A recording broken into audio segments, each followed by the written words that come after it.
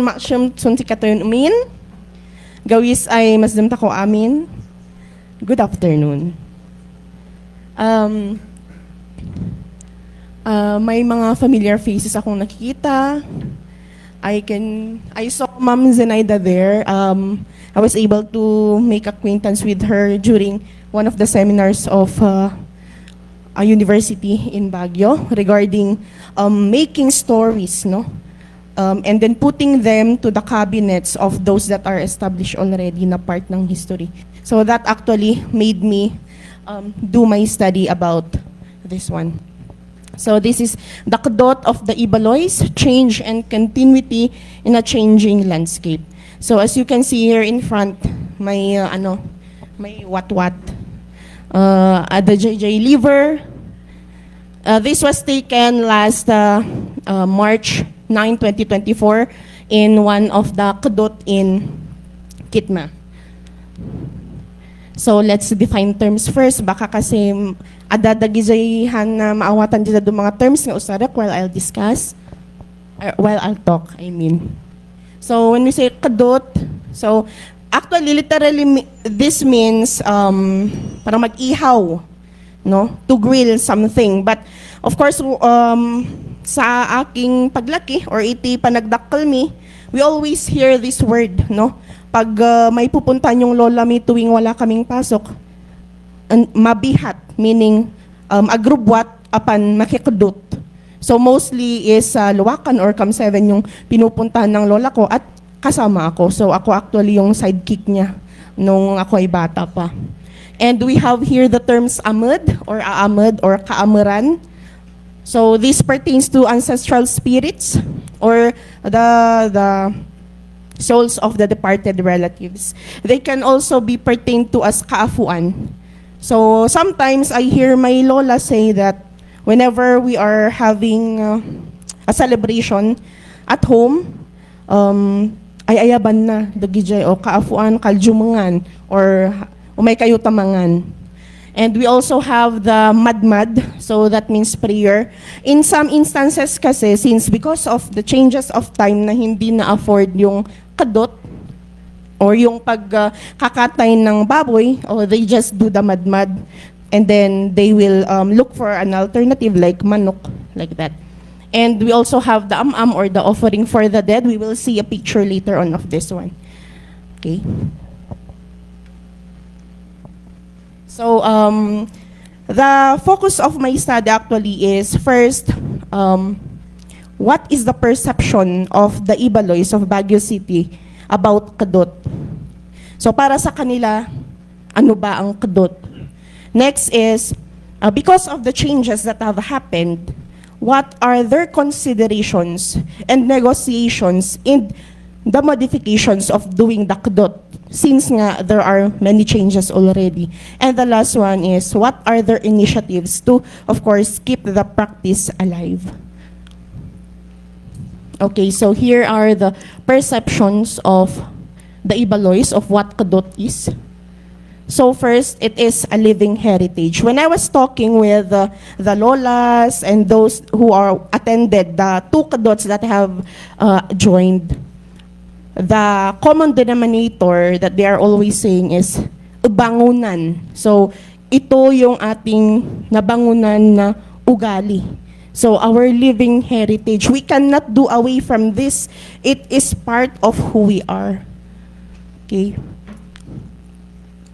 So if you can see here in the photos, mostly matatanda yung mga nag-attend. It's the old people. So isa rin yun actually sa mga parang nagbigay sa akin, nag-itagkinyak ti kwa, inspiration to make an account that will record ano ba ang Kadot para sa kanila. Next, it is agas. Okay, so it is treated as a way to heal someone who is sick for a very long time. The late Lolo Shalipnas once said that we do not have hospitals before, and it is very expensive, no, to avail for service of doctors. So we opt to do the Kadot, and based on their accounts, on their records, gumagaling naman sila. Okay? And as for personal experience, my lola kasi is a firm believer of kadot. Yun nga yung medyo challenge sa amin ngayon ng mga apo niya kasi nga, pagsasabihin niya na mangdutak, ala, pagalaan pa yung kwarta. Eh, hindi naman basta-basta, no? It is very expensive right now, no? To do kadot. So, before, they do that, no? The people of, or the Ibaloys of Baguio City, from the ancient times, actually, do the kadot to heal, no, yung mga hindi gumagaling na mga karamdaman nila, that kahit na they will make use of herbs or anuman na available sa kanilang kapaligiran, wala pa rin. So to no avail, na walang hindi sila magamot, they make use of the kadot, and meron namang nagagamot. Next is, it's a Thanksgiving ritual. For some, for example, pag nung naglako dati daga, it is one way of them giving back to their ancestors, no? Na meron pa nga yung pinuntahan ko na naglako daga minti daga isu nga nagkadutda.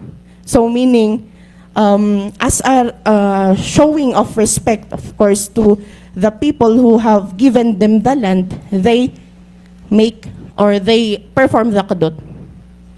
Next is appeasement and reverence of ancestors. Balikan natin. So, bakit siya agas?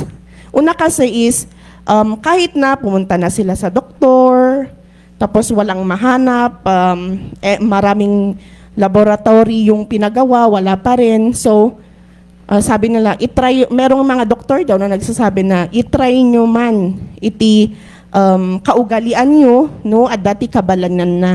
Okay, so, of course, they go to the manibok or the mansupok of the Kankanais. Okay, and then, of course, they find out anong nagkukos nun. For some, ang cause is nagtatampo yung kanilang ancestor or mangsyo, humihingi. Okay, kasi the living and the departed has a very tight connection, kasi among the Ibaloys, they believe that even if the person is already dead, kumbaga, they are still around us, no? Okay, so, maaring gusto niyang madamitan kasi nalutlutluton ka no jay bado na, ijay kabilang buhay. Okay, so kailangan nga, iaramidan ti kadot, bibigyan ng damit, ganun. And, okay, it is perceived as a gathering and strengthening of clan relationships. Yung mga lola na hindi mo alam na lola mo pala, you will meet them when you attend kadot, no? And even cousins na, ay, ala, nakikita kita sa school, cousin pala kita. So doon mo mamimit yung mga long time no see friends, just like here. Ito. Yung nandito na old lady, that is my lola. And of course, her cousins na friends. So, tuwing kadot lang sila actually nagkikita. Yun yung time for them to reminisce. Kasi pag ako, mahilig akong makinig ng mga kwento nila, they reminisce what happened in the kadot of like this, many years ago. Ganon. So yun, here are some pictures. So this happened last 2022, just after the pandemic. Dito yung picture dito sa my left. So nag-perform ng kadot yung lola namin kasi matagal siyang may sakit, tapos hindi gumagaling. Kahit na pinadoktor, 1 month iso nga, we did the kadot. And this is the time that we are eating. And then, kadot as daga. So again, this is my lola, sorry. Okay? Kasi hindi siya makakita, tapos masakit yung kanyang mga kasukasuhan. Tapos nung ginawa na yung kadot, abay biglang nakaupo na, hindi siya na nakaratay. Okay? And the picture there is me together with Lolo Shalipnas. He just died 2 weeks ago at the age of 105. Okay, so for him, para Kenyana, one contributory factor na matagal siyang nabuhay is yun daw, nagshidus siya. Ginawa niya yung kaugalian, and thus he was blessed by his kaafuan or ancestors. Okay, so this was during the Sabusab in Camp 7. So that was the second kudot that I have attended while doing my study. So yung nakastripe po doon, ako po yun. Kasi ikasjay mo nga ma'am, para i-bless ka ni Ma'am Bunong, para daw yung swerte, okay, mapunta sa inyo na nakapag-attend ng kudot. Okay, and yan. Kasi appeasement and reverence of ancestors, of course, there is the kalkal, huhukayin yung bones ng inyong ancestors, aalayan, just like what is shown here in the puni. So, yung damit, meron din yung kung ano yung mga gamit niya noon, pwede rin yung ilapag during that certain part of the kadut. And then, nagulat ako kasi dito pala, yung sa damit na yan, may nakatagong ilang thousands yun, hindi ko mabilang. Kasi katabi ko lang, hindi ko alam, meron palang nakalakip. Nung ililibing ulit nila yung bones, no? Siyempre, kinuha yung pera. Kumbaga, symbolism ba? Yes. Yes, ma'am. Show money. Okay? And there. So, meeting with cousins, long time no see friends, and of course, tracing back, o sino ang cousin ni ganito, saan tayo nang galing. And then, of course, here are the initiatives of the Ibaloys in keeping the practice of kadut alive. Of course, contributing for the finances and minimizing the expenses. Okay, so, of course, before, ang baboy naman is inaalagaan ng mga may pinaghandaan na kadot, kaya they will take care of, mag-aalaga sila ng baboy, no? Pero ngayon, syempre, nabibili na. Okay, so, kapag kailangan talaga na gawin yung kadot, instead of, let's say, 3 pigs for a day, pwedeng isa na lang.